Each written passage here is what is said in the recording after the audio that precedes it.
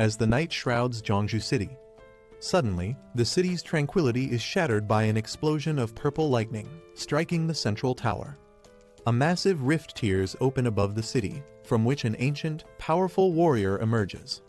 In response, the city's defenders, known as the 3rd Division, spring into action. This elite team, arrayed in battle gear, charges forward with determination etched on their faces. The depths of the rift, a powerful creature voices disdain, remarking on the humans' futile resistance. The creature identified as Huang Jin, a wolf king, expresses confidence in their inevitable victory, declaring that eradicating humanity is only a matter of time. As the 3rd Division makes a desperate stand, with determination in their eyes, they counterattack, despite the overwhelming might of the enemy. Amidst the ongoing battle, a key member of the 3rd Division questions if they are dealing with a C-class portal, hinting at the unexpected strength of their enemies. The battle escalates as the Wolf King, unfazed by human resistance, declares it's too late for any realizations. One brave warrior takes a stand, insisting on handling the Wolf King personally. This allows her comrades to focus on the remaining threats. Mr. Wenyuan, a pivotal ally, arrives just in time. Back at headquarters, an official notes the alarming frequency of C-class rifts appearing over Jeongju. This marks the 6th such event in a decade. In response, the decision is made to adapt the training and assessment of the city's defenders. The cultural exam scores for martial arts students will be halved, recognizing the need for more combat-ready individuals in the face of these recurrent threats. As the class in Jeongju's martial arts school is dismissed, the students engage in typical schoolyard banter. Inside, the conversations continue, revolving around academic pressures now intertwined with martial capabilities. A student laments the missed opportunity to sit next to Lin Yanren, a particularly admired classmate. Lin Yanren becomes the center of attention, not just for her beauty, but also as a symbol of the martial arts path. As peers inquire about her future plans, the Academy of Literature and the Martial Arts University is more than academic. It's about choosing a life path in a world where martial prowess can determine one's safety and status.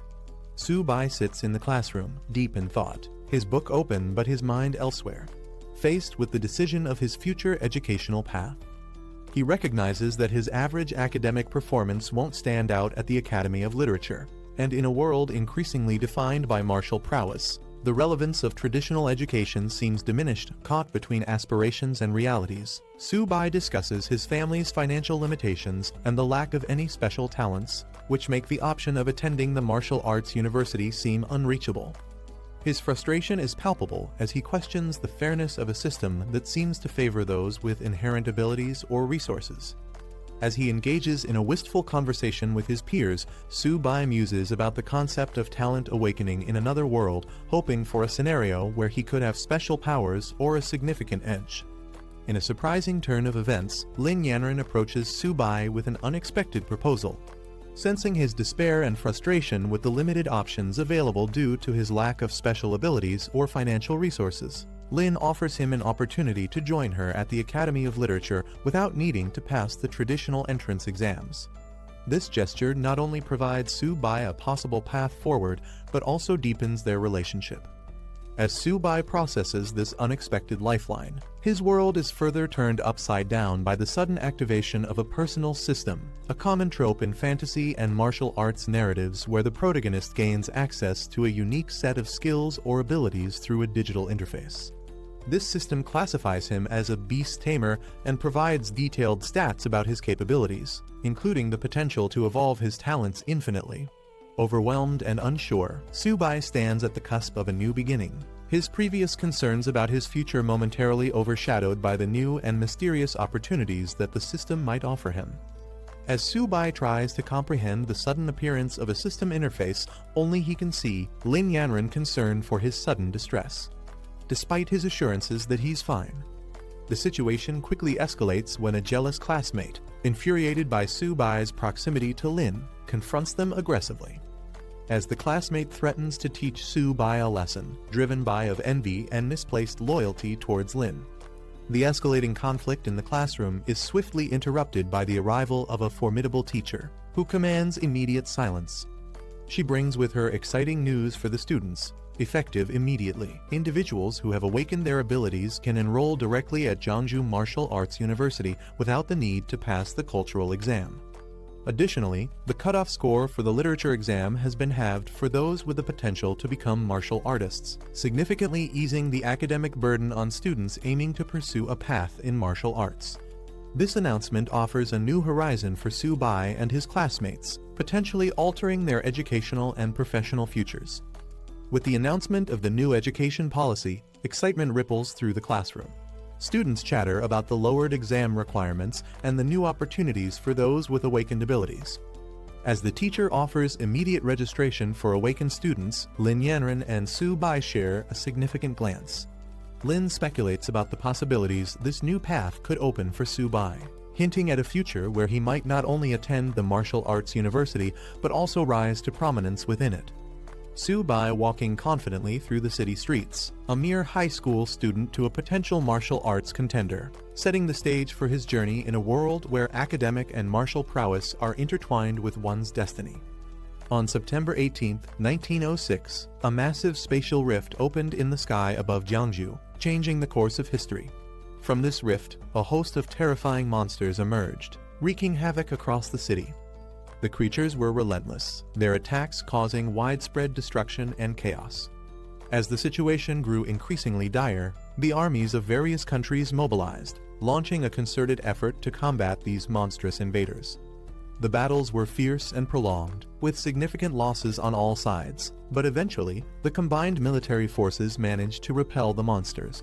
This event marked a pivotal moment for Jeongju, highlighting the city's vulnerability to supernatural threats and the global community's capacity to respond to such unprecedented crises.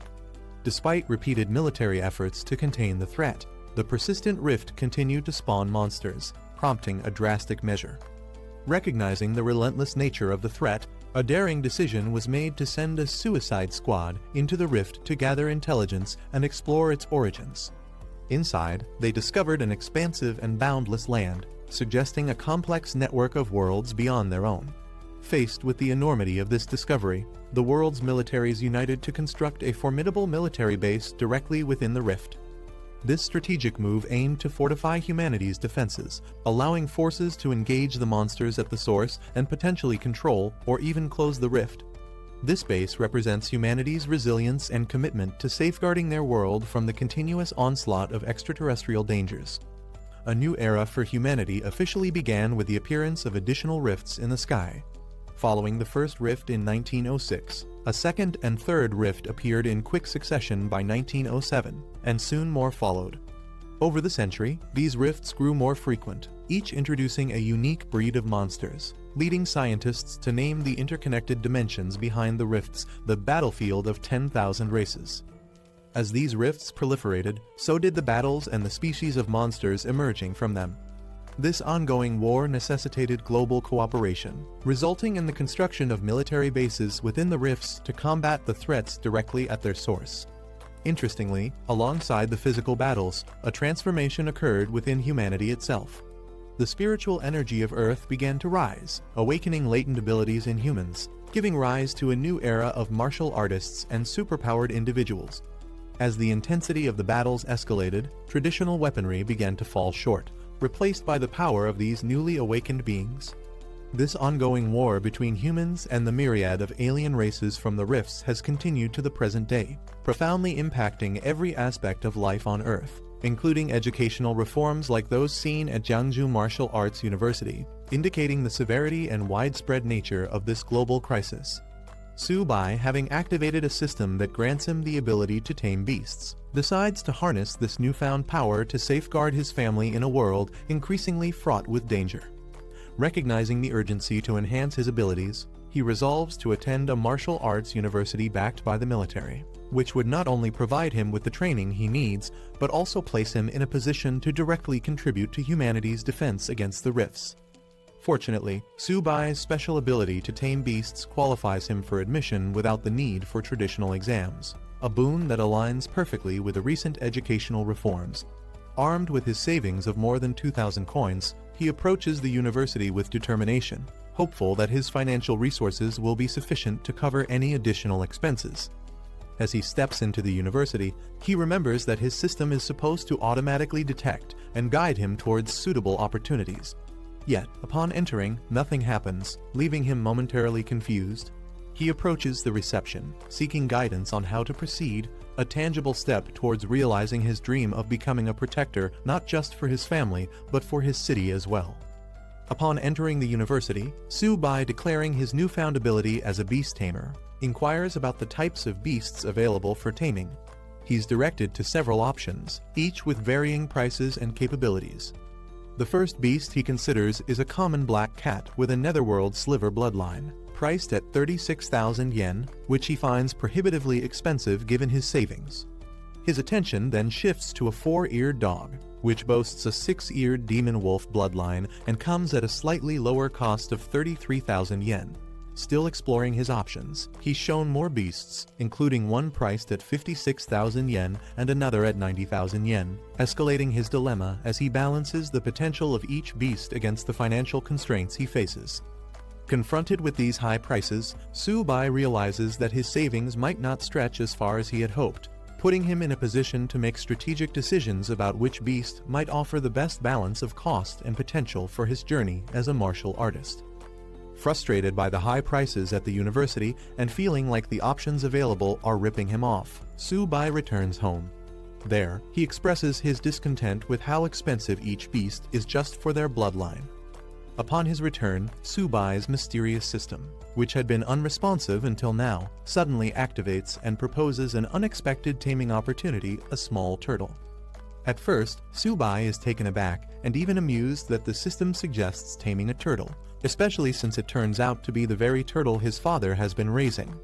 This revelation brings a moment of comic relief and a touch of irony to his journey.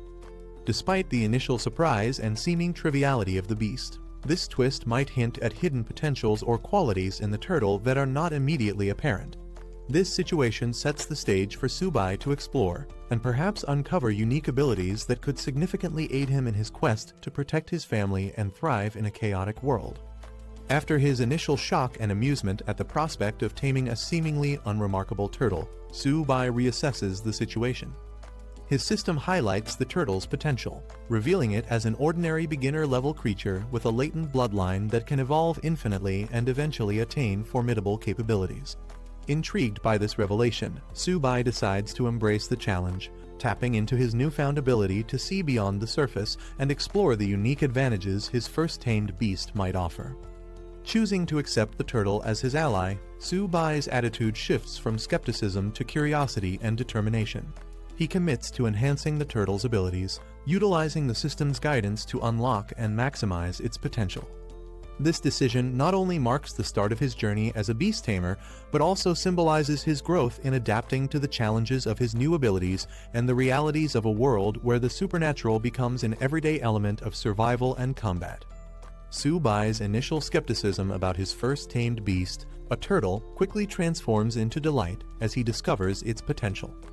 The turtle, affectionately named Zio-ba, turns out to possess the Xuanwu holy bloodline. Despite its humble appearance and size, Su-bai recognizes the turtle's significant potential and decides it's worth far more than he initially thought, refusing to consider replacing it for anything else. At home, Su-bai's enthusiasm about his new beast is met with protective suspicion from his sister, Su-zayomai, who asserts her attachment to Zio-ba, referring to it as Daddy's baby. As Su-bai and his sister interact with Zio-ba, the turtle unexpectedly demands food, revealing a more lively and engaging personality than Su-bai anticipated. Su-bai's situation escalates as Zio-ba, the seemingly unremarkable turtle, reveals a ravenous appetite that surprises everyone, including Su-bai and his sister Zayomai.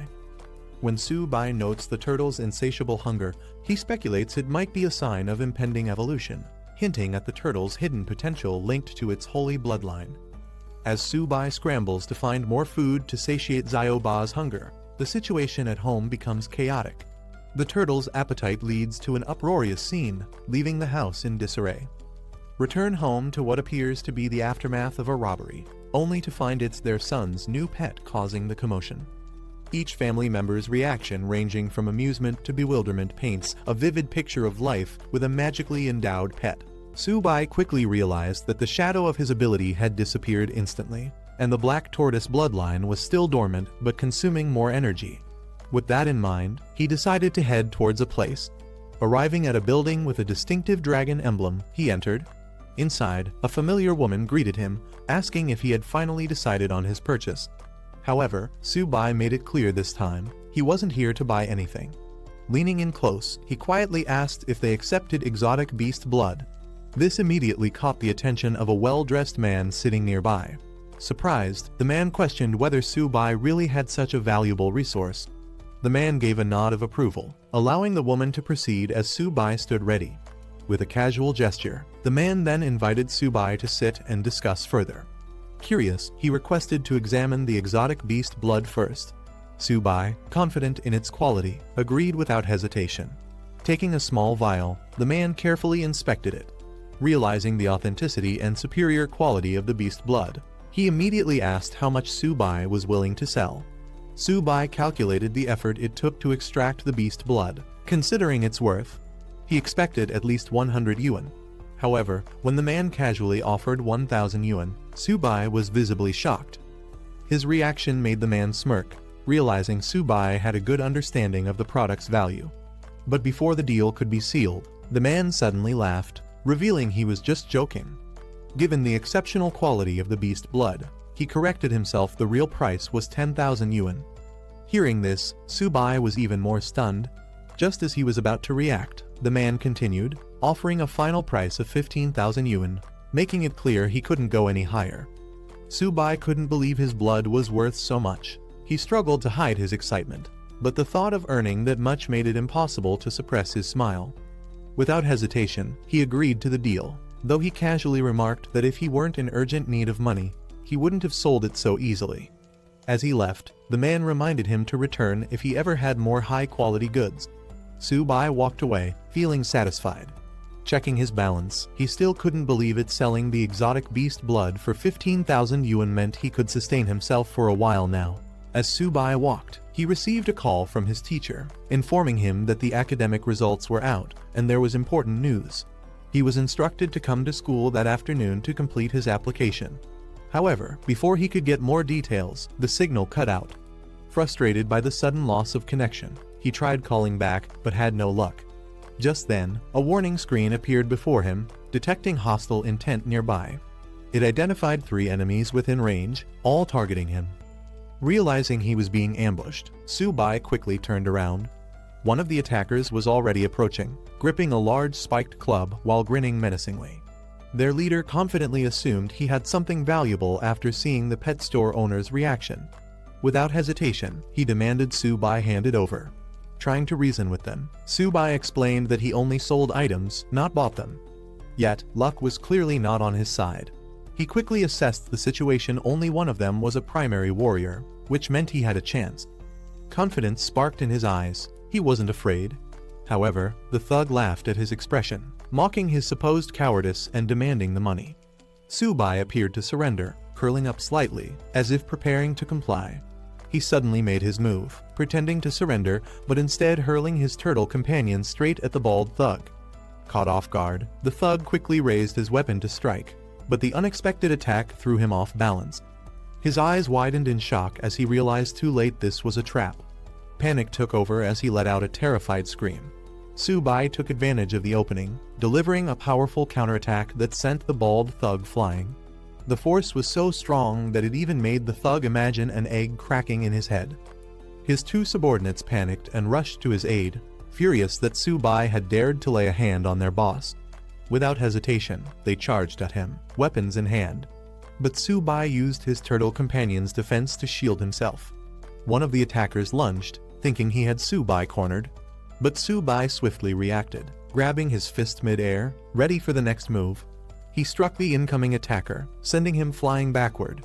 The second thug barely had time to react before he, too, was slammed into the ground. The bald leader, now regaining his footing, roared in fury. His face twisted with rage as he crawled forward, vowing to kill Su-bai. Su-bai quickly prepared to retreat. He called out to his turtle companion, signaling to pull back before things escalated further. With precise movements, he countered the bald thug's charge, flipping him over and sending him crashing hard into the ground. The thug howled in pain, his earlier confidence shattered. Subai stood tall, looking down at his fallen enemies. They had provoked him, and now they were paying the price. Just as he was about to leave, he noticed something strange. His turtle companion had somehow ended up next to the unconscious thug. Subai noticed his turtle companion holding something glowing in its mouth. Curious, he rushed over, questioning what it had found. Before he could react, the turtle tossed the object into the air. Subai caught it, realizing it was a Kai and blood potion, an incredibly valuable item worth tens of thousands. Shocked, he muttered that warriors typically absorb this potion over an entire month. Yet, his turtle had consumed it all in one go. He stared at the creature, now radiating energy, wondering if it could even handle such a massive boost. Subai's eyes widened as he felt a surge of power coursing through his body. His entire being radiated energy this time. The feeling of growing stronger was overwhelming. A system screen appeared before him, detailing his updated stats. His tamed beast's evolution had increased his attributes significantly, even granting him a new talent. Checking the turtle's stats, Subai was shocked its physique and defense had skyrocketed. The turtle had also grown in size, its shell now radiating with power.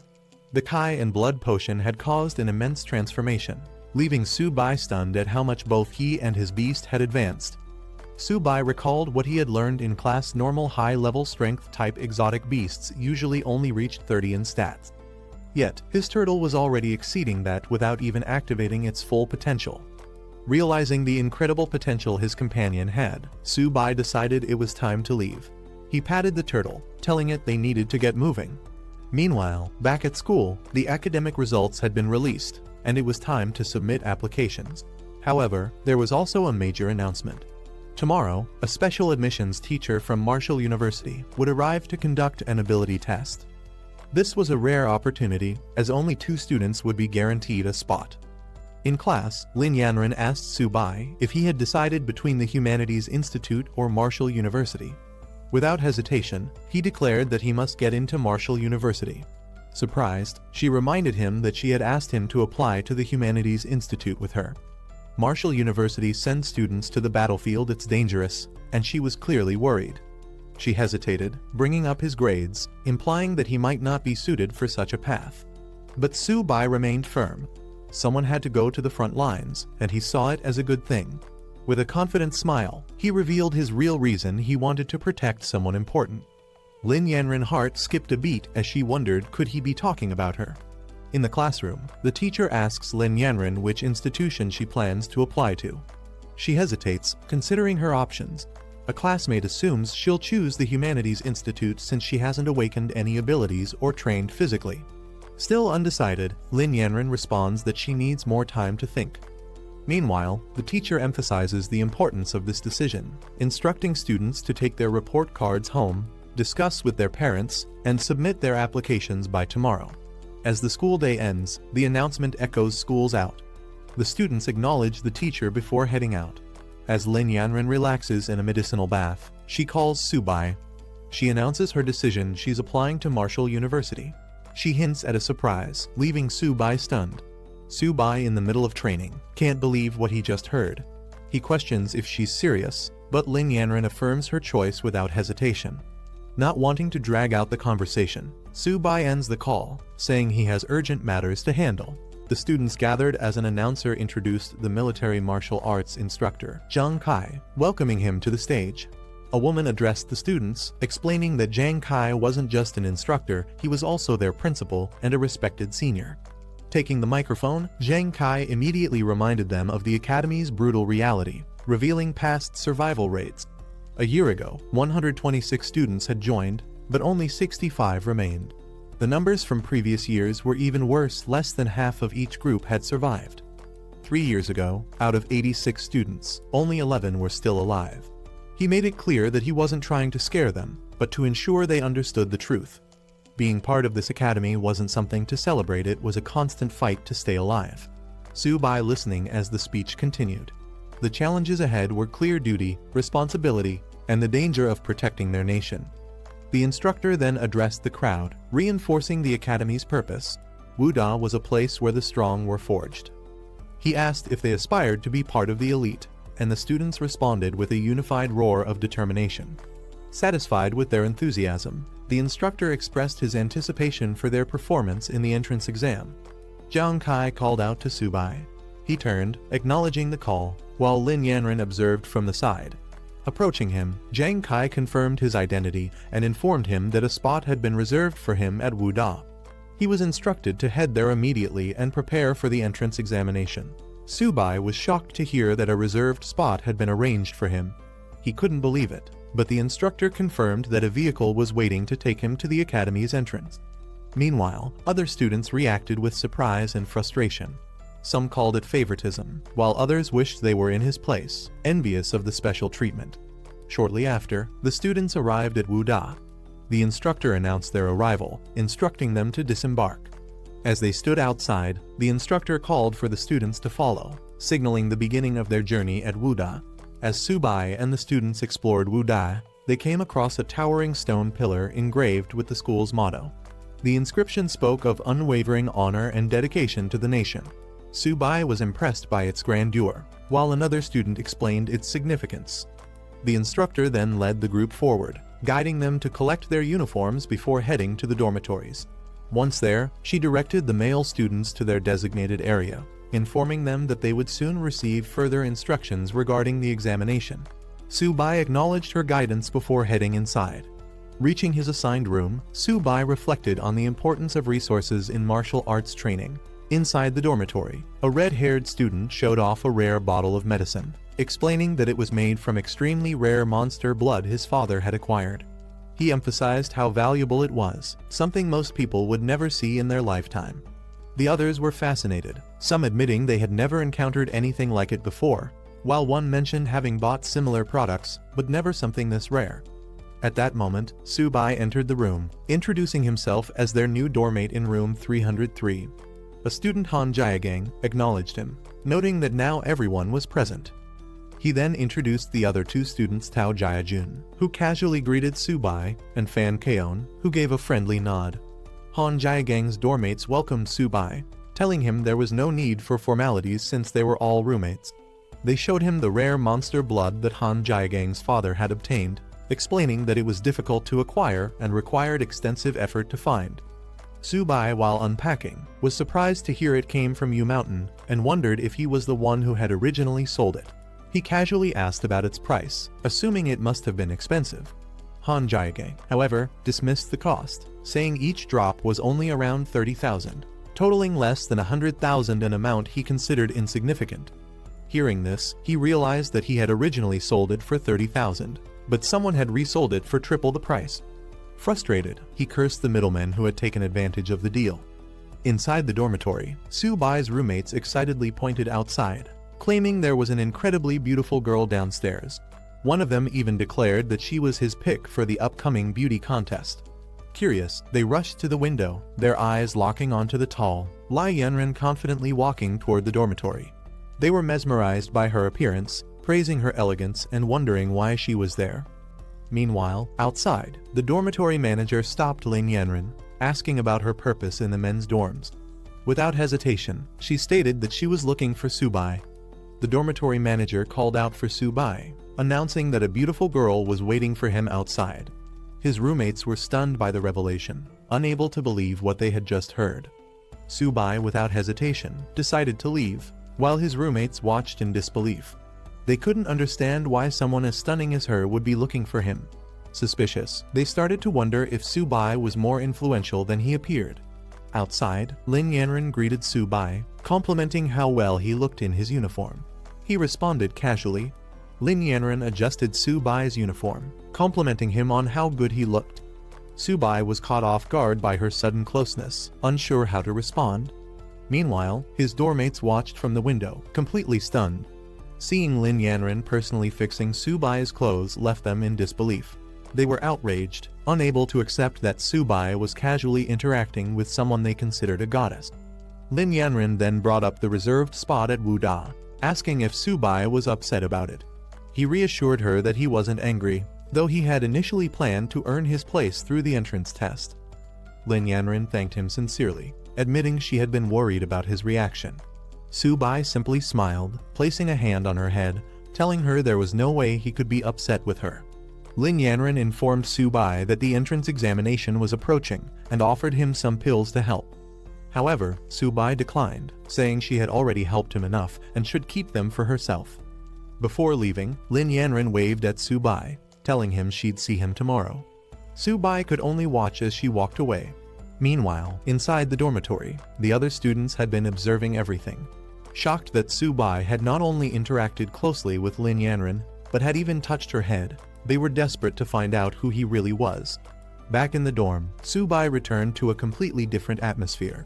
His roommates, who were once skeptical of him, now treated him with newfound respect, calling him Brother Su and eagerly inviting him to sit with them. Su-bai's dormmates surrounded him, eager to know about his connection with Lin Yanran. He casually mentioned that they were just high school classmates, but they weren't convinced, insisting he was being too humble. Taking advantage of their newfound camaraderie, Han Jiagang suggested that since they were dormmates, Su-bai should invite Lin Yanran to bring some of her friends over. Su-bai was caught off guard, unsure how to respond. To celebrate their first meeting, Han Jiagang proposed taking Su-bai out for a good meal and a chat.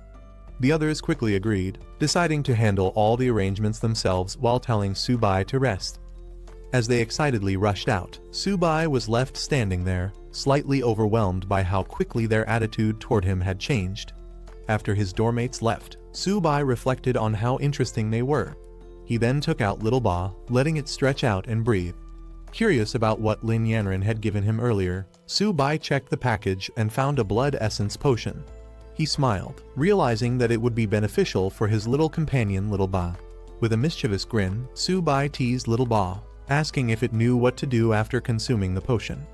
Meanwhile, his dormmates arrived at an extravagant hotel for their gathering.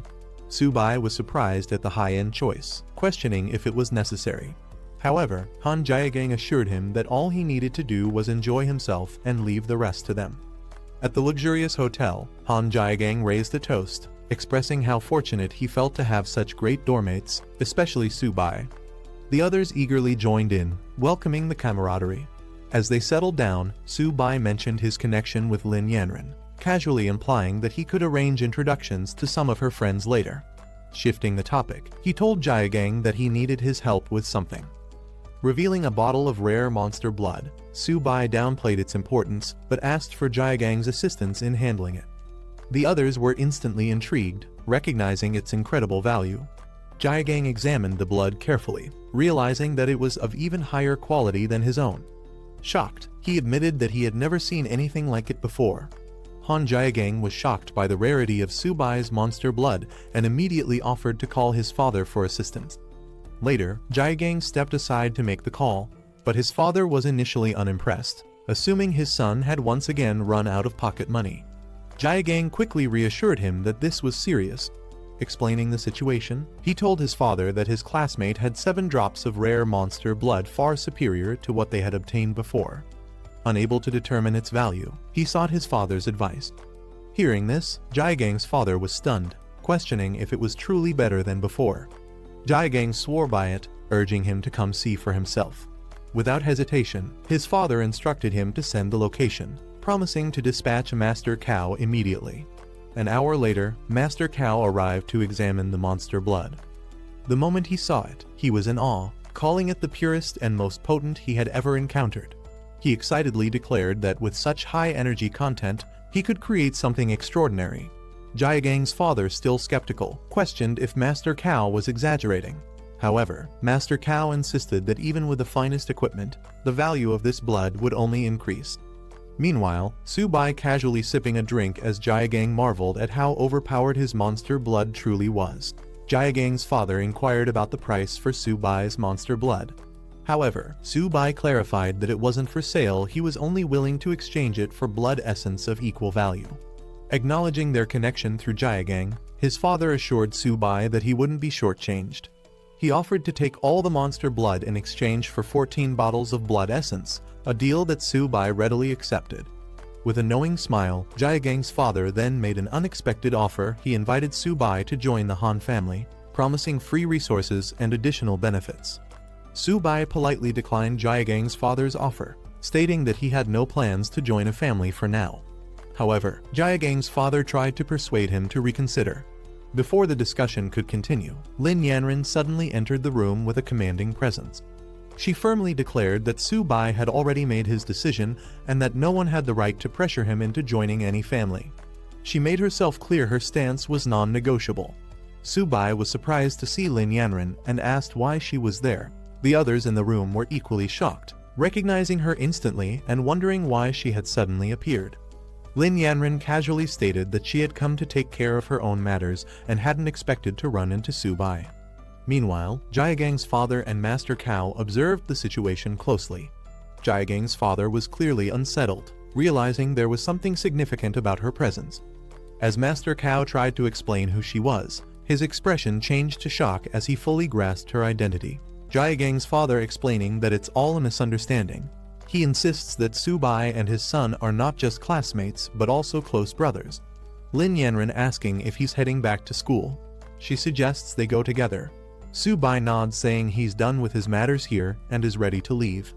Before leaving, Su-bai bids farewell to Jaegang's father and Master Cao, telling Jaegang that they'll meet back at the dorm. Jaegang's father responds, wishing him well. As Su-bai walks away with Lin Yanren, Jaegang suddenly panics and rushes forward, calling out to her, saying he's heading back too. But his father grabs him, scolding him and demanding he come back, clearly frustrated by his reaction. Jaegang's father sternly advises him to get along with Su-bai, emphasizing that the future of the Han family might depend on their relationship. Jaegang is confused by this statement, but is even more shocked when his father warns him to keep a respectable distance from Lin Yanren. Later, Jaegang questions his father, wondering why he never noticed how exceptional both Su-bai and Lin Yanren are.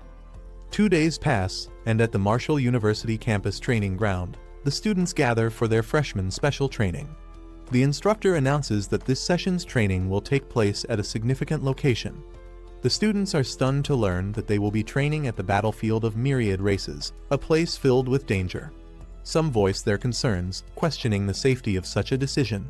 The instructor reassures them that while failing the training isn't a big deal, survival is what truly matters. He assures them that the designated training area has been secured and that their safety will be ensured. The instructor announces that each class will consist of 50 students, led by a bronze-level teacher who will be responsible for their training. He encourages the freshmen, wishing them success in their training. As the students are assigned to their groups, Lin Yanren excitedly informs Su-bai that they are in the same class. Nearby, Jaegang and other students react with excitement, thrilled to be in the same class as the goddess. Su-bai, however, wonders if this arrangement was intentional. A voice calls out for Class 8 to gather. A striking woman steps forward, introducing herself as Liao Yuxin, the special training instructor for the group. Liao Yuxin confidently informs the students that she will be in charge of all training tasks. As she speaks, several students are captivated by her striking appearance. Then, she announces their first task, writing a will. The students are stunned, their excitement immediately turning into panic. Some hesitate, questioning if she was serious, while others start to grasp the reality of the training. She gives them a day to complete this task, instructing them to gather at the teleportation plaza at 8 am for their departure to the battlefield of myriad races. Some students wonder if their lives are truly at risk, while others start worrying about the future. A few are left reflecting on their unfinished goals, realizing they might not return. Lin Yanren asks Su-bai about his plans before departure. He replies that he doesn't have much to prepare and plans to head back to the dorm. As they part ways, she tells him they'll meet tomorrow. Meanwhile, other students feel the pressure of the upcoming battlefield training and focus on their preparations. Later, at the dorms, a group of students invites Su-bai to join them for a fun night before their departure. However, Su-bai declines, saying he has things to take care of. Jaegang, understanding his decision, offers to bring anything back for him if needed. Su-bai acknowledges and lets them go. Jaegang notices Su-bai's pet turtle and comments on its tough shell. Su-bai introduces it as Little Bai, explaining that it's quite a foodie. As the others leave for their night out, they bid farewell to Su-bai, who stays behind. He tells them to enjoy themselves. Alone in the dorm, Su-bai prepares food for Little Bai, teasing it for always eating. He lets it feast, reminding it to prove its worth on the battlefield. Meanwhile, he prepares his own supplies, making sure everything is ready for tomorrow. Little Bai eagerly devours its meal, and Su Bai reassures it that no one will take its food away. As Su Bai feeds Little Bai, a notification appears, announcing that the tamed beast has evolved into an ordinary high-tier beast. Along with Su Bai's level increasing, Little Bai gains a new talent, Heavy Strike. A detailed status screen reveals Little Bai's improved attributes, including Constitution, Defense, and Agility. Its talents now include Shell Defense, which boosts defense when fully retracted, Turtle Skin Defense, which enhances durability at the cost of stamina, and Heavy Strike, which increases attack power depending on stamina consumption. Another screen displays Su Bai's updated stats, confirming that he, as a beast tamer, benefits from his beast's evolution. His base attributes have grown, and Little Bai's abilities will partially enhance him as well. Excited about the improvements, Su Bai acknowledges that the Blood Kai powder played a crucial role in the upgrade. He praises Little Bai, encouraging it to give its best performance in the upcoming battle.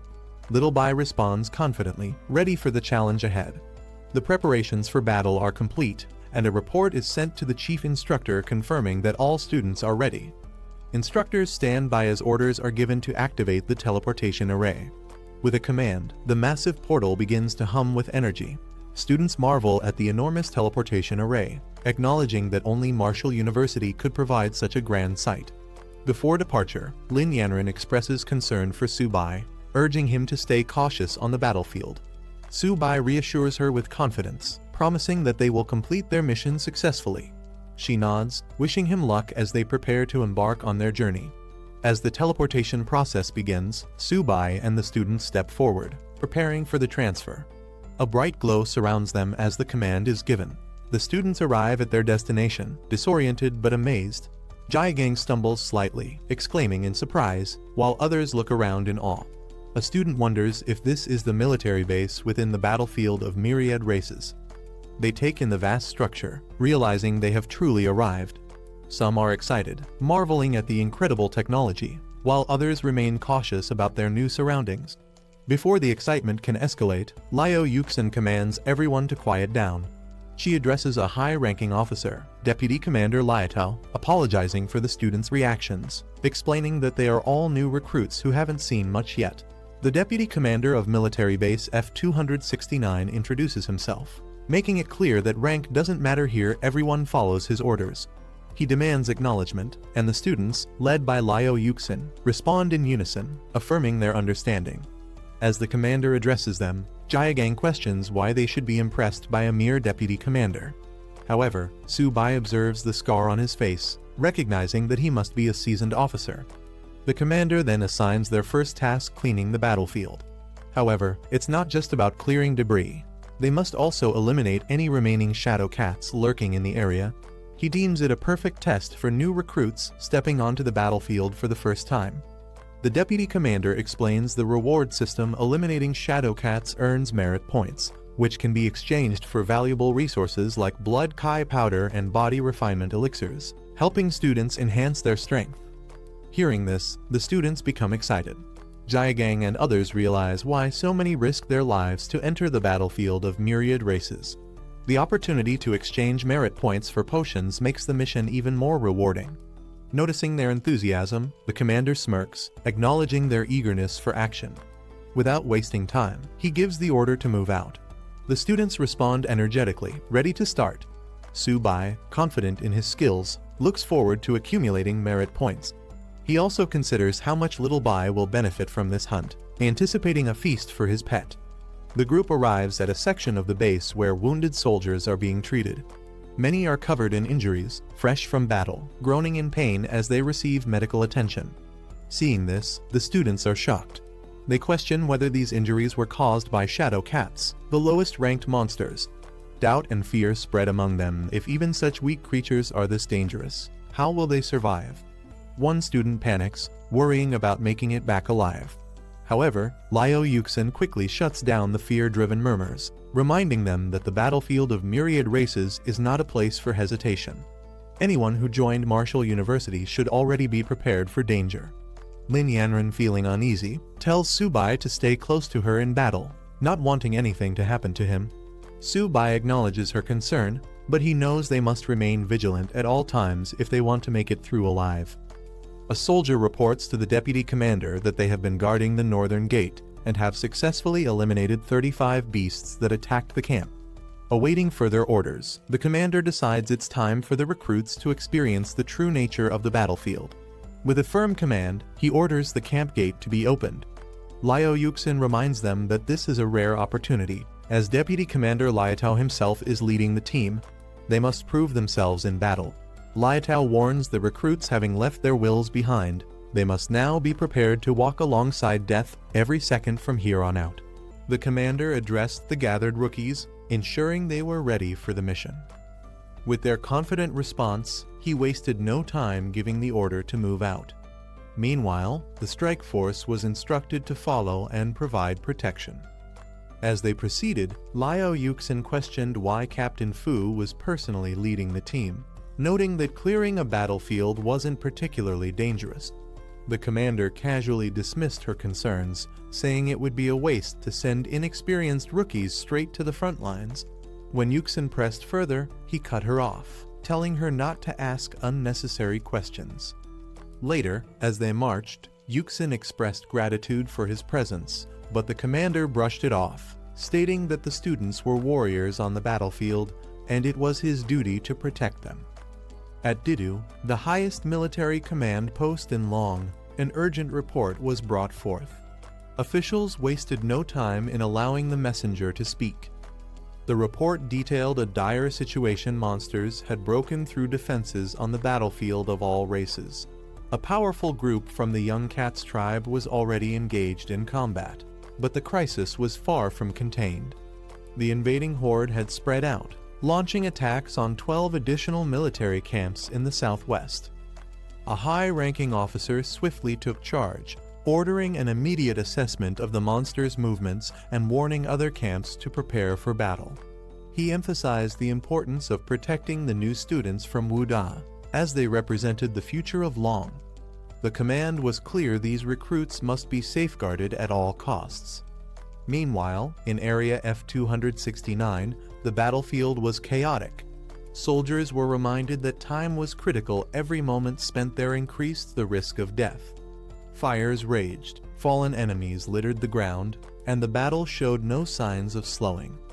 The rookies had entered a true war zone, where survival depended on speed and skill. Su Bai and his team continued harvesting resources from the battlefield. One of them pointed out that the hides, blood, flesh, and claws of the Yaoming cats could be used to craft weapons and medicines. Another remarked that with such valuable materials, it was no surprise that many people were willing to venture into such a dangerous place. Excitedly, someone announced they had found another monster core, celebrating their luck. Su Bai focused on gathering more resources, planned to collect additional cores to exchange for blood spirit essence. He figured this would allow his companion, Little 8, to level up once again. However, his interface suddenly flashed with an urgent alert. 164 Yaoming cats were rapidly approaching from 3 kilometers away in the southwest forest. The warning classified the situation as an extreme danger, rating the threat level at 5 stars and the danger to life at 4 stars. Su Bai was taken aback. The last time his system had issued a warning, it was for a minor threat, a low-level martial artist. But now, it was flagging a 5-star, life-threatening crisis. Alarmed, Liao Yuxin noticed his change in expression and immediately asked what was wrong. Su Bai urgently called out to Liao Yuxin, warning her about a large horde of monsters moving toward them from the southwest. Perched on a tree, she seemed skeptical but listened as he insisted on the danger. Observing the area, Liao Yuxin found nothing unusual, only silence stretching across the battlefield. Frustrated, she reminded Su Bai that this was a battlefield, not a place to stir panic. Recklessly alarming others could have severe consequences. However, Su Bai insisted he wasn't joking. The threat was real, and the monsters were approaching fast. Captain Fu, overhearing their exchange, stepped in. He confidently dismissed Su Bai's claims, asserting that no monsters were within 2 kilometers. Su Bai, however, stood firm, warning that over 100 Yaoming cats were just 3 kilometers away and closing in quickly. Captain Fu scoffed at Subai's claim, questioning whether his senses were superior to his own. Liao Yuxin, trying to de-escalate the situation, suggested that Subai was simply overreacting due to his inexperience in battle and that it wasn't worth wasting time on. However, Lin Yanren stepped forward, insisting that no conclusions should be made without proper verification. She declared her trust in Subai, leaving Captain Fu momentarily speechless. Determined, Subai addressed everyone, urging them to believe him. He explained that as a monster tamer, he possessed an exceptional sense for detecting danger. This revelation surprised the group, with some questioning why the school hadn't documented such an important ability. Subai clarified that since he was guaranteed a spot at Wuda, his special abilities weren't officially recorded. Doubts spread among the others if he truly had the ability to tame monsters. Why had no one seen any proof of it? A sudden cry rang out as the Yaoming cats finally appeared, proving Subai's warning to be true. The group quickly realized the sheer number of enemies approaching, forcing them to act fast. Orders were given to form a defensive formation immediately. As the threat grew, the call for reinforcements was sent out. However, bad news followed. Nearby camps were also under attack, meaning no backup would be coming. They were on their own. Liao Yuxin expressed her concern, questioning if there were truly over 100 monsters. Without reinforcements, the students stood little chance against such an overwhelming force. Captain Fu, now convinced of the danger, acknowledged that Subai had been right all along. He could now sense the horde rapidly approaching. Wasting no time, Captain Fu ordered 4 soldiers to protect Subai and another student, ensuring their safety. Subai, unwilling to stand idly by, protested. He insisted he could fight and didn't need special protection. A fierce Yaoming cat of the early bronze stage leaped into battle, its glowing green aura signaling its strength. The students barely had time to react before more of the creatures lunged toward them. Liao Yuxin and the other soldiers immediately launched a counterattack, firing a barrage of energy blasts at the incoming threats. Urgent orders echoed across the battlefield to protect the students at all costs.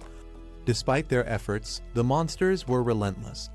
The soldiers struggled to hold their ground as the beasts tore through their ranks with brutal force. One fighter, sent flying by a devastating attack, exclaimed in disbelief that these so-called cats were more like tigers in their sheer power. Captain Fu remained composed, rallying his forces. He commanded everyone to maintain their defensive formation, assuring them that if they could withstand the initial wave, victory was still possible. As the Yaoming cats pounced, an instructor called out to the students, reminding them of their vow. The beasts lunged from all sides, their glowing claws aiming for a decisive strike. In response, the students stood their ground, their spirits unwavering. With shields raised and weapons drawn, they declared their resolve by the honor burning in their chests. They swore their country would never fall. Suddenly, a powerful blue energy blast tore through the sky, striking down multiple enemies in an instant. Reinforcements had arrived, launching a devastating counterattack from above. As the battle intensified, Zhang Mani leaped into action, commanding the others to hold the Yaoming cats at bay while she rained arrows upon them from above. Meanwhile, Luo Yongqiang charged forward, dismissing the threat as nothing more than mere cats, vowing to handle them himself. Liao Yuxin was impressed. With Mani's exceptional archery and Yongqiang's brute strength, this batch of students was proving to be extraordinary. Subai observed them in admiration, acknowledging their power and skill. He couldn't help but note that while they had impressive abilities, his only weapon was his trusted companion, Little 8. Around him, other students were in awe of Mani's combat prowess, some even referring to her as a goddess. They marveled at how both she and Yongqiang were on an entirely different level, far beyond their own abilities. A strange and piercing sound echoed across the battlefield, sending a wave of confusion and unease through the fighters. Alarmed, one of the soldiers shouted for everyone to cover their ears, but the unsettling noise had already disrupted their focus. The students' expressions turned grim as they realized what they were facing: the king of the Yao Ming cats, a fearsome beast that had reached the middle silver stage. With its towering presence and immense aura, the Cat King radiated overwhelming power. Its stats confirmed the worst: its agility was off the charts, making it an even deadlier threat. Captain Fu, now visibly shaken, demanded an immediate call for reinforcements. A silver stage monster of this caliber had no business being here, and their chances of survival were now slimmer than ever. Determined to strike first, a warrior lunged at the Yao Ming Cat King, dismissing its threat and launching an attack. Another student attempted to assist, aiming to disrupt the beast's vision and create an opening. However, Liao Yuxin's expression turned to panic as she realized the recklessness of their actions. She shouted at them to retreat, warning that a silver stage monster was not something they could handle so carelessly. Before they could react, the Cat King countered with a devastating energy attack, sending its challengers flying through the air. The overwhelming force of the beast was undeniable, and the reality of its power became clear as one of the students crashed hard into the ground, unable to withstand the impact. Liao Yuxin shouted in frustration, urging the students to fall back immediately. But it was too late. The Cat King had already launched its counterattack. Seeing no other option, the soldiers provided cover fire, desperately trying to suppress the beast's advance. A terrified student found himself directly in the Cat King's path, its massive frame looming over him. With energy surging around it, the beast prepared to strike. The student screamed for help, realizing he was powerless against such overwhelming strength. Just as the fatal blow was about to land, a sudden blast struck the Cat King, knocking it back. Little Bai arrived with force, deflecting the attack and creating a moment of hope amid the chaos. Liao Yuxin and the others stared in disbelief at the unexpected newcomer. A turtle? She could hardly believe it. Another student quickly recognized it as Su Bai's beast companion, Little Bai. Su Bai stepped forward with confidence, finally revealing himself as a beast tamer. He declared that while the others should handle the smaller enemies, he and Little Bai would take on the Cat King directly.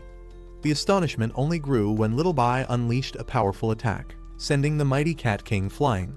The students were completely dumbfounded. How could a turtle be this strong? Liao Yuxin, still trying to make sense of it, turned to Su Bai in shock. Was this truly the beast he had tamed? Nothing about it seemed ordinary. The tide of battle had shifted, but with this unexpected twist, everyone was left questioning just how powerful Su Bai and his companion really were. Su Bai commanded Little Bai to unleash its strength against the Cat King. The seemingly slow turtle suddenly moved with incredible speed, shocking everyone. The students could hardly believe their eyes. Was this really a turtle? As the battle raged, even Liao Yuxin admitted her surprise at Su Bai's abilities. No one had expected him to be this skilled, and his beast companion was unlike anything they had ever seen.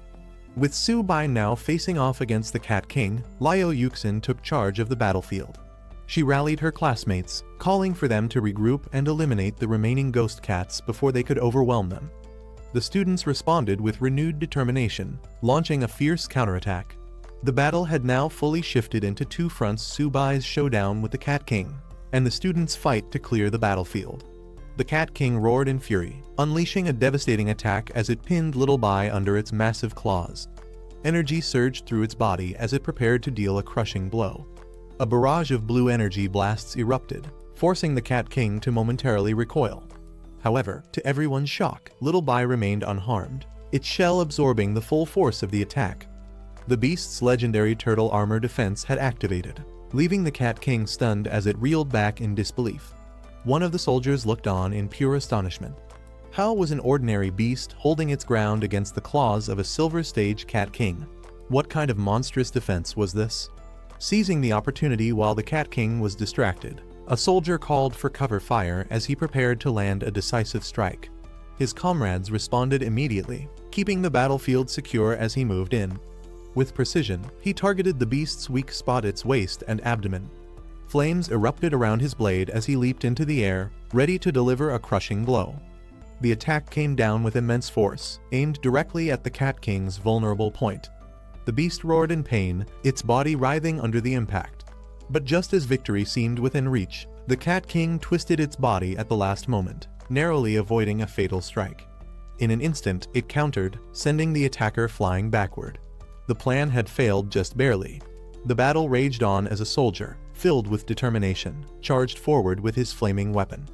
He roared at the beast, declaring that this fight would end with either its defeat or his own. Meanwhile, another group of recruits faced their own challenge. One of them confidently instructed Little Ba to unleash a special move. As the small turtle-like creature began to spin, some of the team looked on in confusion, questioning what was so special about it. Doubt filled the air as they observed the turtle rotating in place. They weren't sure how this was supposed to be an effective attack. However, one of them quickly recalled knowledge from a book, noting that the Cat King's weakness lay in its waist and abdomen. One of the recruits charged in, launching a powerful attack with a swift aerial strike, his determination unwavering. The force of his strike sent shockwaves through the battlefield, carving through the ground as energy erupted from the impact. The spinning turtle move, which had initially seemed questionable, now came into play. The energy it generated surged toward the enemy, targeting the exact weak spot mentioned in the book, the waist and abdomen. The beast, caught off guard, roared in pain as the attack connected, proving its effectiveness. Seeing the direct hit, another fighter stepped forward, ready to capitalize on the moment. A smirk crossed his face as he acknowledged that the weak spot had been struck. Now, the real challenge was whether the enemy could endure what was coming next. The battlefield raged on, but with each moment, the recruits grew stronger and more confident in their strategies. The fight was far from over, but they had proven that teamwork and knowledge were just as crucial as raw strength. The Cat King let out a final agonized roar as the attack struck its weak point. Blood dripped from its wounds as it struggled to stay on its feet, but its strength quickly faded. The once mighty beast collapsed onto the battlefield, defeated. The recruits stood in stunned silence for a moment, watching the fallen enemy. They had fought hard, but had they really won? Then, confirmation came. Someone triumphantly announced that the Cat King had been defeated. Relief and excitement spread through the group as the realization set in. One of the recruits, still processing the moment, hesitated before asking if they had truly won. The battle had been intense, and victory felt almost surreal. Then, before he could react, a teammate rushed forward, embracing him in excitement. She praised him for his incredible feat, exclaiming that he had managed to defeat a gold Cat King. Still catching his breath, he stood there, dazed, wondering if it was really over. With the battle over, admiration for Subai spread among the recruits. They praised his strength, impressed by his victory over the gold Cat King. Some, however, were more interested in his turtle companion, wondering where they could get one for themselves. Meanwhile, Little Ba, the turtle, wandered off and found something intriguing, an energy-filled crystal. As it happily grabbed its newfound prize, Subai called out in exasperation, demanding it return before causing trouble. Just then, an ominous presence filled the air. One of the recruits noticed something strange in the sky. Looking up, they saw dark shapes approaching fast. Realization hit. The Cat King's dying roar had not just been a cry of pain, but a call for its kin. Danger was far from over, and an even stronger threat might be on the way. At the base combat center, alarms rang as a report came in. Energy fluctuations from the front lines had revealed the emergence of multiple unidentified dangerous beasts at base F-269. A high-ranking officer was shocked to learn that Lin the Tiger's daughter was among the trainee students in the area. At the command center, Wen Yuan urgently requested full support for the battlefield. The officer in charge agreed to dispatch a scout battalion, but when Yuan refused to wait, he was heading there himself. Knowing the dire situation, he demanded reinforcements to arrive within 20 minutes. Though the officer hesitated at the short time frame, he had no choice but to issue the order immediately. Meanwhile, another officer analyzed the unfolding crisis. He realized that if Lin the Tiger were to lose control, Jiangju wouldn't be able to contain the disaster. The situation was spiraling out of control fast. Back on the battlefield, an even greater threat emerged. A towering, shadowy beast loomed above, its glowing eyes filled with malice. To the shock of the recruits, it spoke in the human language, insulting them as a lower species. The realization hit hard. Beasts capable of understanding and speaking like humans were supposed to be at the peak of the food chain, far beyond anything they should be encountering. Panic set in as they rushed to form a defensive formation, placing their wounded in the center. As the recruits caught their breath, a dark and menacing presence emerged. A massive shadowy beast loomed over the fallen Cat King, its sinister red eyes filled with rage. It growled in contempt, furious that mere humans had dared to slaughter its kin. Before anyone could react, the creature lunged at the Cat King's lifeless body, devouring it in an instant. The recruits stood frozen in horror. Something this powerful shouldn't even exist here. It was an impossibility, a nightmare come to life. A warning notification suddenly flashed in front of one of the recruits. The system detected an extreme threat. A gold-level beast had appeared. The message was clear. Immediate evacuation was the only chance of survival. Then, the true horror revealed itself. Standing before them was a mutated Shadow Cat King, a monstrous entity unlike anything they had faced before.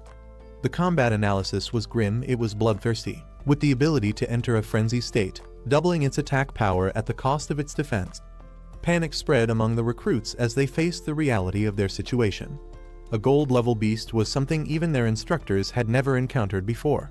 One of them broke down, terrified and desperate to leave, while another grimly pointed out that reinforcements hadn't arrived yet. With no other option, the deputy commander took charge.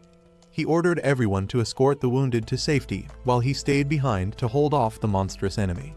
With a determined battle cry, he charged straight at the beast, ready to risk everything.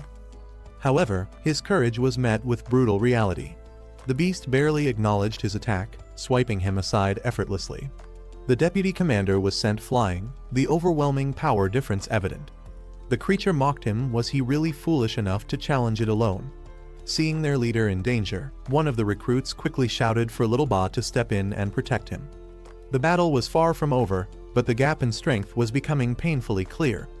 Little Ba launched itself into action, intercepting the gold-level beast's devastating attack. Flames and energy surged through the battlefield as the turtle bravely took on the monstrous foe, its shell acting as an impenetrable barrier. The beast staggered back in disbelief. Despite its overwhelming power, it couldn't break through the turtle's defenses. It was forced to acknowledge the creature's resilience. This turtle's shell was unbelievably tough. But even the strongest defense had its limits. Deep cracks formed across Little Ba's shell as it bore the brunt of the attack. One of the recruits rushed forward, eyes filled with concern, calling out to see if the brave turtle was still all right. Su Bai staggered, blood trickling from his lips. Lin Yanren, noticing his condition, immediately panicked. He was injured. But something was off. Su Bai wasn't in a direct fight, so how could he be wounded? Liao Yuxin, observing from a distance, couldn't believe it either. She speculated that this might be due to the beast tamer talent, Origin Confluence, a rare ability. The commander, however, found it hard to accept and decided to check on Su Bai himself. A system warning confirmed their suspicions. Su Bai's tamed beast was in critical condition, and because of Origin Confluence, he was sharing its pain and injuries. As they reached him, they found no external wounds, yet his body showed clear signs of strain. Yuxin marveled at the possibility that Su Bai had truly mastered this legendary beast-taming skill. Lin Yanren anxiously asked if he was alright, and despite his weakened state, Su Bai managed to assure them he was fine. Liao Yuxin quickly realized that Su Bai was suffering from the attacks meant for his tamed beast, the silver-level nether cat. Knowing he couldn't withstand the damage alone, she immediately called for support. Lin Yanren agreed they couldn't let him fight by himself. The other trainees rallied behind them, weapons drawn, ready to assist. Meanwhile, the enemy loomed in the shadows, glowing eyes burning with disdain. It scoffed at their efforts, viewing them as nothing more than insignificant pests. As the battle erupted, Liao Yuxin and the others charged forward, launching an assault on the beast. But just as she prepared to strike, something unexpected happened. Her expression changed as she sensed imminent danger. With wide eyes, she realized she had miscalculated. Lin Yanren rushed forward, pushing Su Bai out of harm's way as a dark force surged toward them. A massive explosion erupted, engulfing the battlefield in flames. As the smoke cleared, Lin Yanren held onto Su Bai, her eyes widening in disbelief. Su Bai, now steady, smirked with confidence. He revealed that the crystallization of the Silver Cat King had finally been fully absorbed. Su Bai's tamed beast, the little tortoise, had undergone a breakthrough, advancing to bronze tier with significantly enhanced attributes. Its new talents granted it a powerful defensive barrier, a spirit-infused form for combat, and even the ability to manipulate gravity. A brilliant golden light engulfed the battlefield as the tortoise evolved into a massive armored beast. Liu Yuxin and the commander could hardly believe their eyes. This wasn't an ordinary upgrade. Could it have reached an epic-level transformation? Meanwhile, Lin Yanren helped Su Bai to his feet, relieved to see that his injuries had healed. Su Bai assured her that he was fine now. Su Bai stood tall, commanding his tamed beast to eliminate the enemy. In response, the newly evolved tortoise unleashed its power, striking with devastating force. The monstrous foe was sent flying, crashing into the ground with immense impact. The commander, unable to believe what he had just witnessed, noted that despite only being bronze tier, Su Bai's beast radiated an overwhelming presence. As the dust settled, the once dominant beast lay defeated, thrown into the distance like it was nothing. The Cat King, enraged by its defeat, let out a terrifying roar as dark energy crackled around it. Consumed by fury, it declared its intent to annihilate everyone. Seeing its berserk transformation, the commander urgently warned the team to retreat. This fight had escalated beyond expectations. With a sinister laugh, the Cat King unleashed its shadow clones, summoning multiple monstrous figures that lunged toward the group. There was no time to escape. Combat was inevitable. Before the clones could reach their targets, Su Bai's tamed beast took action. The golden tortoise roared, its immense body shielding the team from the incoming attack. Su Bai didn't hesitate. He commanded his beast to put an end to the chaos. In an instant, a powerful gravitational force erupted from the tortoise, pulling everything toward it. One of the trainees struggled to defend himself as a shadow beast lunged at him, its claws aimed for a lethal strike. But before it could land, a massive force pulled the creature away. Su Bai's tamed beast unleashed its gravitational might, sending the enemies hurtling through the air. With an earth-shattering roar, the armored tortoise stood tall, radiating an unstoppable power. Su Bai's eyes burned with determination as he commanded his beast to go all out. Responding to its master's call, the golden tortoise let out a deafening roar, gathering an overwhelming surge of energy in its core. The air trembled as it unleashed a massive energy blast, a blinding beam of golden light shooting toward the heavens. The shockwave from the attack spread across the battlefield, forcing everyone to shield themselves. As the golden energy engulfed the battlefield, the enemy was completely overpowered. From a distance, a man watched from atop a tree, intrigued by the overwhelming scene before him. Down below, the surviving warriors scrambled to clear the battlefield, tending to the wounded and gathering what remained. After the battle settled, the man approached, relieved to see Lin Yanren unharmed. She assured him that she was fine, then curiously asked about his sudden arrival. Meanwhile, the deputy commander of the F-269 military base provided a report. During the battle, their forces worked alongside university students and mentors, eliminating over 800 nether cats, including bronze, silver, and even a gold-level beast. He explained that they were now assessing casualties and tending to the wounded. Shocked by the mention of a gold-level creature, one of the officers couldn't believe such a powerful foe had appeared. But what surprised him even more was that Su Bai had been the one to take it down. Hearing this, the man now identified as Mr. Wenyuan turned his attention to Su Bai. He directly asked if he had truly been responsible for the Cat King's defeat. Remaining humble, Su Bai clarified that it was a team effort, acknowledging the contributions of the deputy commander and the mentors.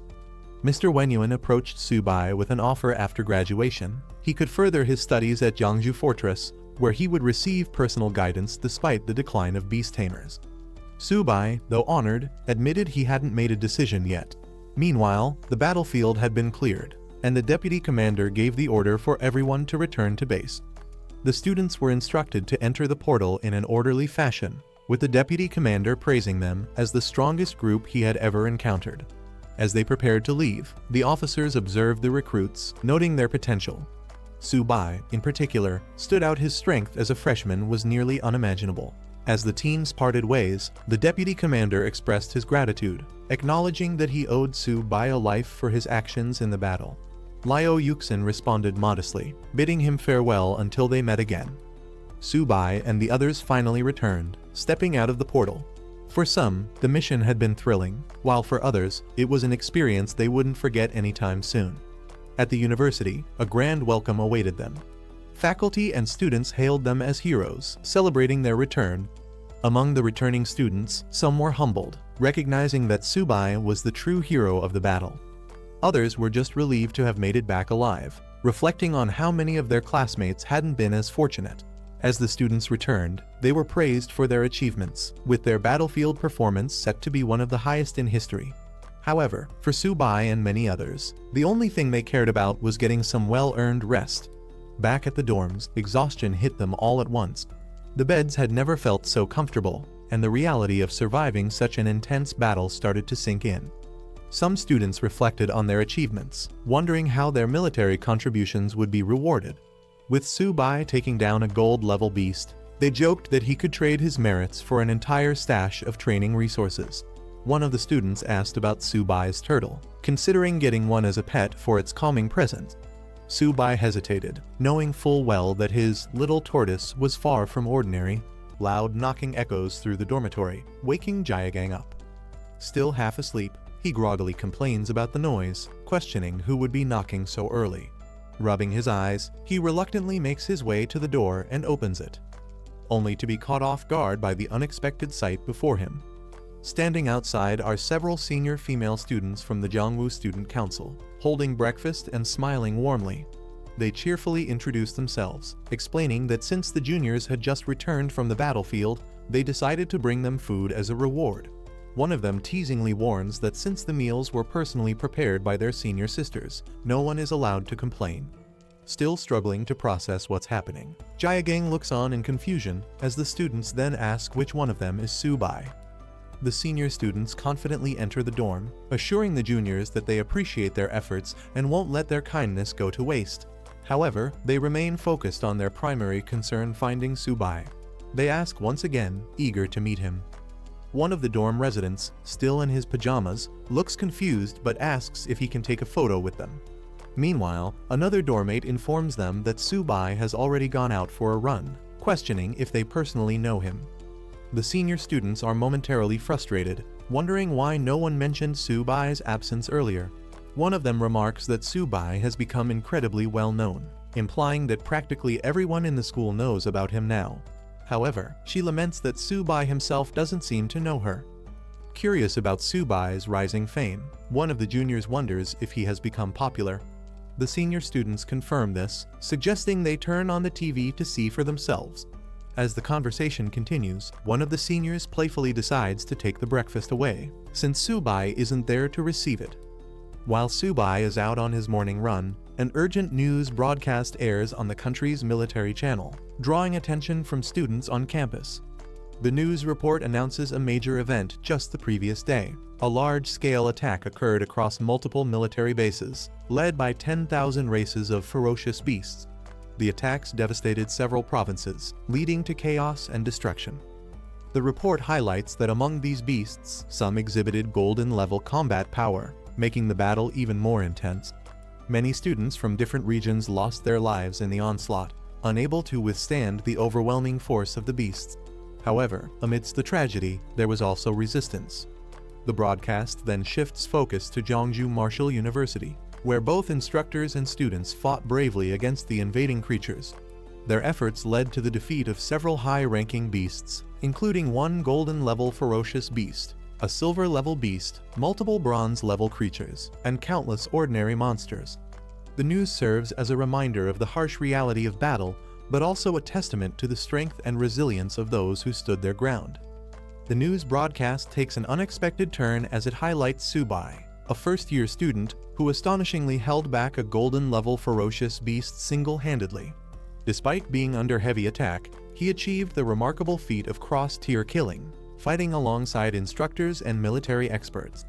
The report emphasizes that while many forces were overwhelmed, Jiangsu Martial University stood victorious, proving their strength in battle.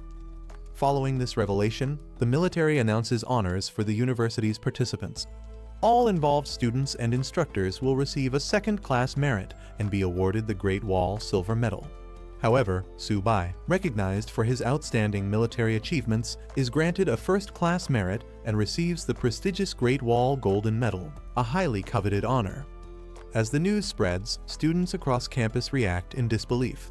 The idea that a freshman could receive such a prestigious award is almost unimaginable. Many express admiration, wondering who Subai really is and how he managed such an accomplishment. Some see him as a symbol of hope for humanity, while others simply want to meet him.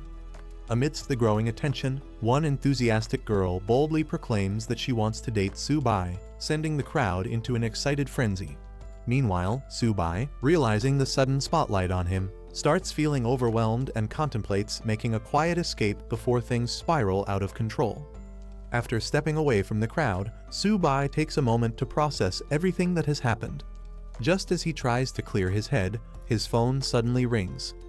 On the other end is his excited younger sister, who eagerly tells him that he's on TV. Su-bai, already aware of the situation, responds nonchalantly. She then informs him that their parents want him to come home for a visit and treat him to a meal, but Su-bai hesitates, wondering if it's really necessary. Back home, his parents are overwhelmed with pride. His father mentions how all the neighbors are talking about him, and his mother adds that a relative even called, eager to introduce him to a potential girlfriend. His sister, realizing the growing attention on their family, urges him to return soon before people start showing up at their house uninvited. After considering everything, Su-bai decides to take a short break and visit home since his tests have just ended. He acknowledges that his sudden fame will likely make his father so proud that he'll be grinning in his sleep. As Su-bai arrives home, he is immediately met with an overwhelming reception. The entire neighborhood seems to be gathered, excitedly announcing his return as if welcoming a legendary hero. Caught off guard, Su-bai is bewildered by the attention, questioning whether all of this excitement is really for him. Before he can process it, a crowd quickly surrounds him, showering him with praise.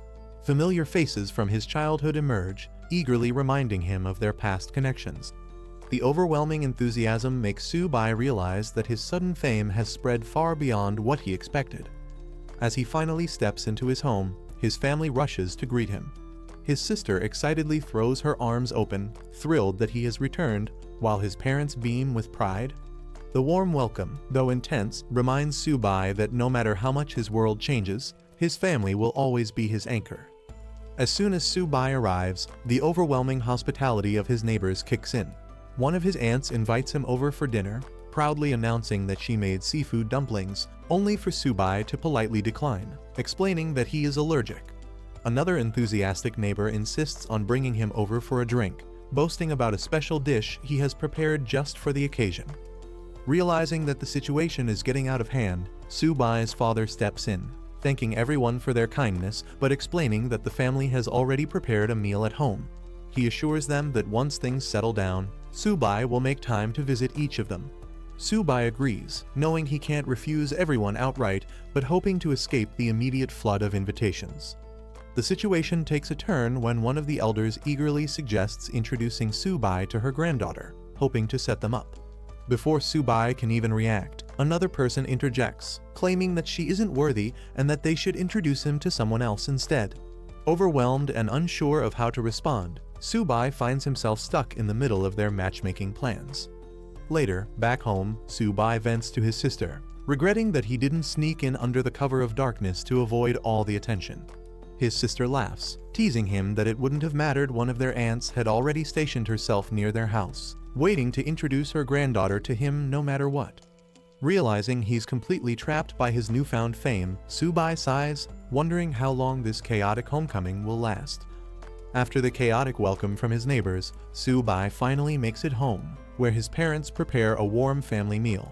His mother informs him that his father is personally cooking today, and she asks his sister to assist in the kitchen while telling Su-bai to take a break. Dropping his bag onto the couch, Su-bai slumps down and stretches, savoring the rare moment of peace. He leans back, relieved to finally take a breather after everything that has happened. A glowing Sitem screen suddenly appears before him, flickering with mysterious data. Shocked, Su-bai instinctively reacts, raising his hand as he tries to comprehend what's happening. As Su-bai stares at the system window, a message appears, notifying him that a contractable creature has been detected, a little kitten. The system prompts him with a choice: tame or give up. Confused by the sudden activation of what seems to be a Beastmaster ability, he hesitates, trying to make sense of it. His sister notices his distracted state and asks what's wrong. Su-bai, still bewildered, turns to her and asks if their family has a cat. She casually confirms, directing his attention to their pet. Looking over, Su-bai spots a small white kitten happily eating from its bowl. He questions if this is the creature the system was referring to and jokingly wonders if they could have gotten a more high-end pet. His sister, clearly attached to the kitten, defends it, saying it's adorable. She explains that she found Bai a few days ago on the road and decided to bring him home. Still processing the strange system prompt, Su-bai watches the little kitten, wondering if there's more to this unexpected situation than meets the eye. Seeing how much his sister adores the kitten, Su-bai decides to go along with it, agreeing that it's cute. However, his curiosity lingers as he glances at the system screen, which has revealed surprising information. The kitten, seemingly an ordinary stray, actually possesses a lineage of the white tiger's sacred beast and has the potential to grow infinitely strong, eventually capable of slaying gods. Shocked by this revelation, Su-bai struggles to believe that this small creature could be so powerful. The system further details its stats, showing its talents, including sharp claws that double both attack speed and power, and its evolution method eating. Confronted with the choice once again, Su-bai hesitates only briefly before deciding that taming it first would be the safest option. As he prepares to confirm the selection, his sister cheerfully comments that the kitten seems to like him.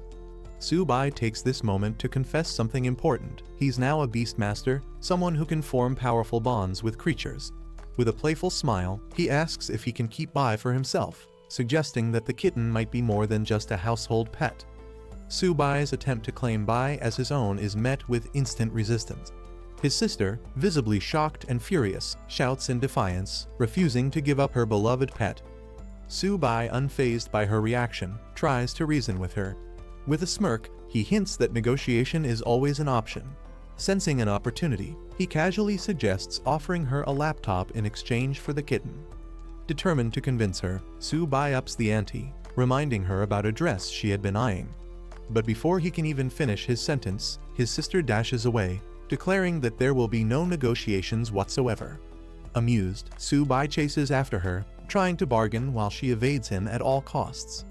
Their mother watches the ridiculous scene, completely bewildered by their antics, questioning what on earth is happening between the two siblings. After 2 days at home, Su-bai finally returns to campus, relieved yet slightly exhausted. As he walks through the school gates, students begin whispering, questioning if he's really Su-bai. Some recognize him as the one who received the golden medal, but others are more puzzled by the sight of a cat peeking out of his bag, wondering if he's secretly a cat lover. Inside the bag, Bai, the white kitten, shares the cramped space with a small, confident lizard, who reassures Bai that as long as they're with the big boss Su-bai, they'll be fine. However, Bai seems annoyed by the lack of space, grumbling about being crowded. As Su-bai walks across campus, more students take notice of him. Some seem unimpressed by his average appearance, yet they're shocked by how many girls visit his dorm looking for him. Realizing that his fame isn't dying down anytime soon, Su-bai internally debates wearing a mask to avoid unwanted attention. Before he can settle back into campus life, an urgent announcement echoes across the school, summoning him to the principal's office. Hearing his name repeated over the loudspeakers, Su-bai sighs his return to school is already off to an eventful start. As Su-bai makes his way to the principal's office, he wonders what exactly the principal could want from him. Upon arrival, the principal warmly welcomes him, praising him as a true man of Huaxia for his outstanding performance at the F-269 military base. As a reward for his achievements, the principal offers Su-bai a chance to request anything he wants from the school. Though Su-bai responds humbly, thanking the school and principal, he internally knows that getting anything valuable won't be easy. With the principal known for being notoriously stingy, even securing a little food money for Zio by his kitten could be a struggle. After a moment of thought, Su-bai pretends to be considerate, suggesting that he doesn't want the school to spend too much on his reward. Then, with a completely straight face, he requests 100 golden tier beast cores, an incredibly high-value resource.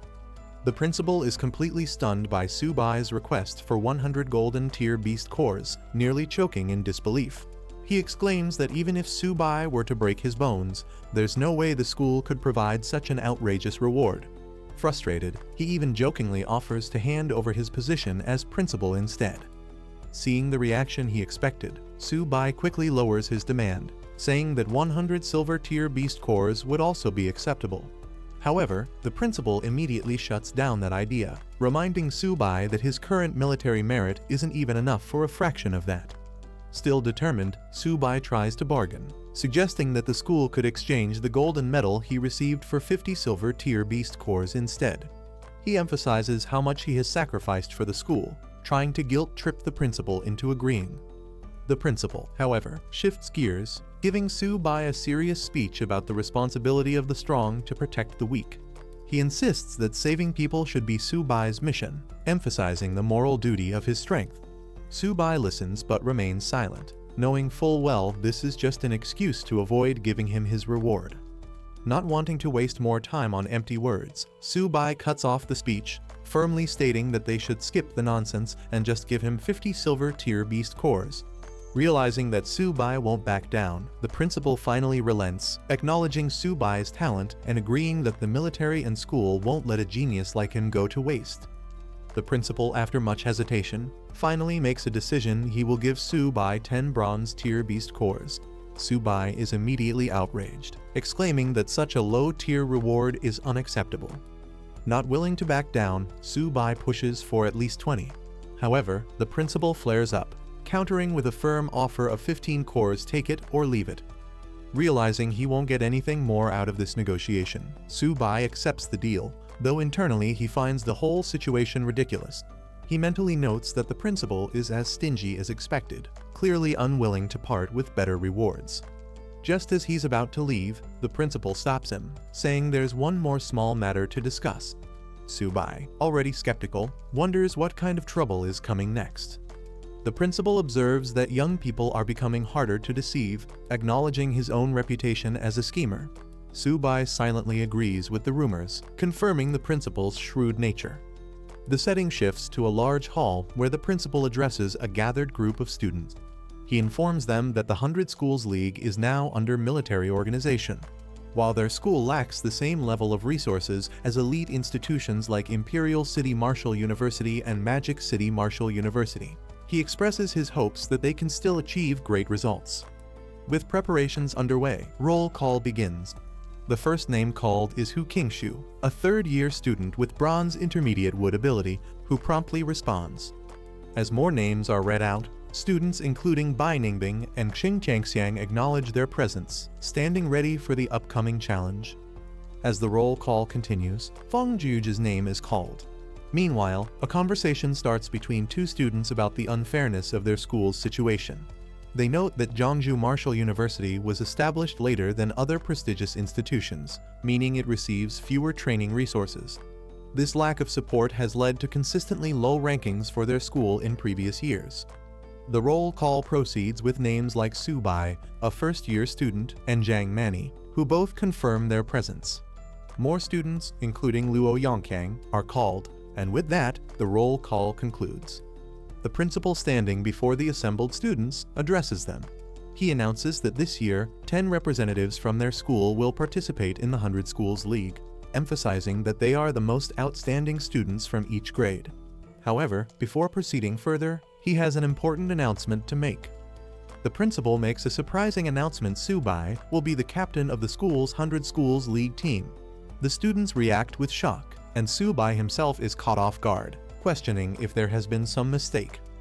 One of the students steps forward, arguing that this decision is unfair. He points out that Senior Qingshu is the strongest among them in both power and experience, making him the more obvious choice for captain. Others agree, emphasizing that Su-bai is only a bronze beginner-level power user, a whole rank below Qingshu, and question why a freshman should be leading them. The principal, however, remains firm in his decision. He reminds everyone that Su-bai's strength has already been proven. He was able to slay a gold-tier vicious beast, a feat none of the other students have accomplished. Some students refuse to accept Su-bai as captain, questioning whether he really defeated a gold-tier vicious beast or if it was just luck. Doubting his strength, they directly challenge him, demanding a battle to prove his worth. Another student joins in, eager to test Su-bai himself. Feeling overwhelmed, Su-bai tries to explain that he had nothing to do with the decision and never expected to be chosen as captain.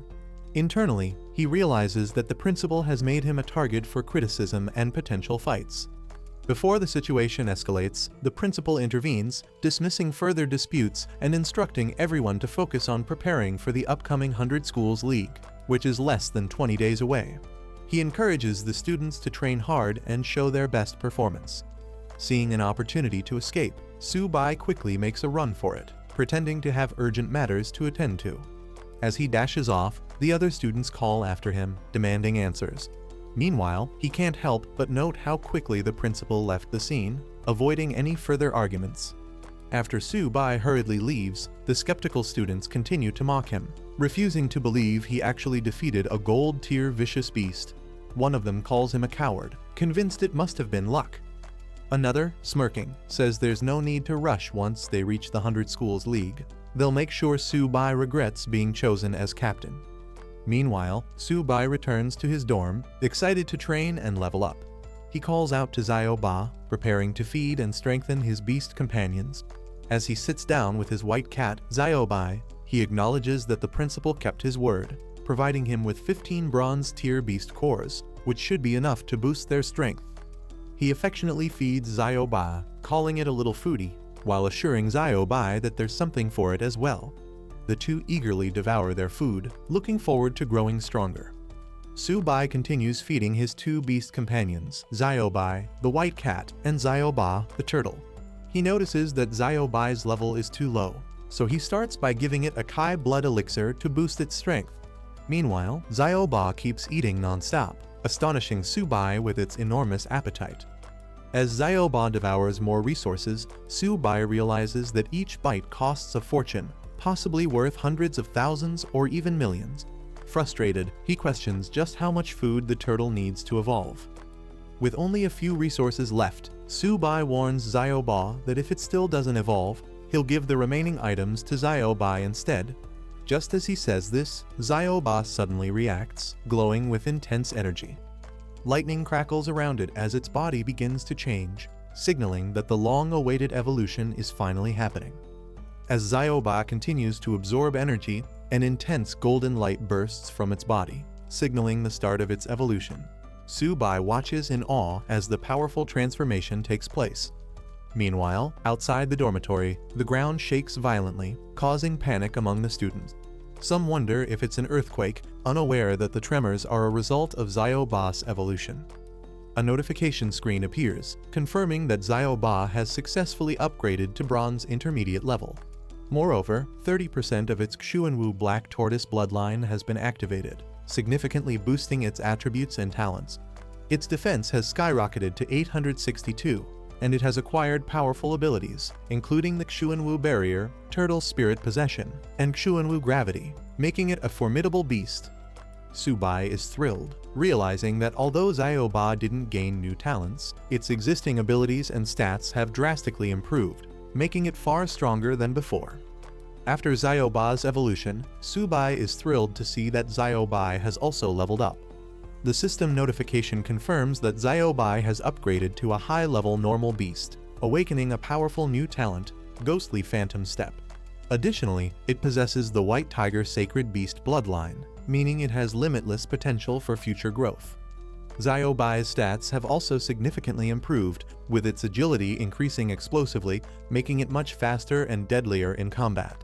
Su-bai is ecstatic, realizing that both of his tamed beasts have successfully evolved, strengthening his team immensely. Meanwhile, Su-bai himself has also advanced to the bronze intermediate level, gaining attribute boosts from both Xiao-bai and Xiao-ba. His constitution, agility, and spirit have all improved, and he now benefits from powerful talents, including infinite evolution of contracted beasts, universal beast taming skills, and origin confluence, allowing him to share energy and damage with his tamed beasts. Now, with his newfound strength and his beasts at their peak, Su-bai looks ahead with excitement, ready to prove himself and his companions on the grand stage of the 100 Schools League.